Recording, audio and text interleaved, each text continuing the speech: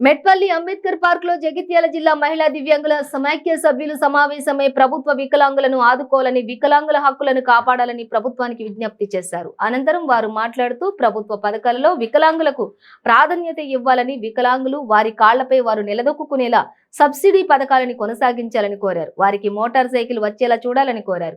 Degree, పీజీలు చదివిన అనేక మంది వికలాంగులు ప్రభుత్వ ఉద్యోగాల కోసం ఎదురు చూస్తున్నారని, ప్రభుత్వం వెంటనే వికలాంగుల కోటాకి సంబంధించి ఉద్యోగాలను వెంటనే భర్తీ చేయాలని కోరారు.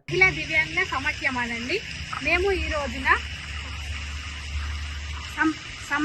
సమావేశం జరుపుకున్నాం. మా ఈ సమావేశంలో భాగంగా మాకు 35 కిలోల రేషన్ కార్డులు, మా చదువుకున్న సోదరిమణుల కొంతమందికైనా ఉద్యోగాలు, పీజీ కంప్లీట్ చేశారండి. వాళ్ళు పీజీ కంప్లీట్ చేశారు, డిగ్రీ కంప్లీట్ చేశారు, నిరుద్యోగులుగా ఉంటున్నారు. ఇళ్లలో చాలా మందికి చేతి పనులు వచ్చండి, టైలరింగ్, మగ్గం వర్క్ అందరికి వచ్చు. వాళ్ళకు ప్రభుత్వం నుండి ఎటువంటి సహాయం కూడా అందడం లేదు. మమ్మల్ని వెనక్కి బాగా నెట్టేస్తున్నారు.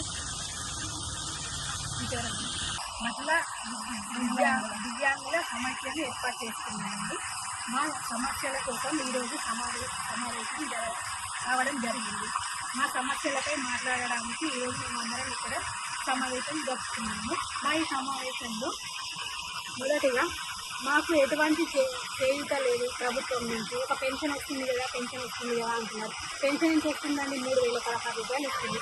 3016 రూపాయలతో ఒక నెలంతా జీవితం గడవదు కదండి. మాకు కొన్ని సంక్షేమ ఫలాలు కావాలి. మా దివ్యాంగుల సోదరిమణులు చాలామంది పీజీలు, డిగ్రీలు కంప్లీట్ చేశారు.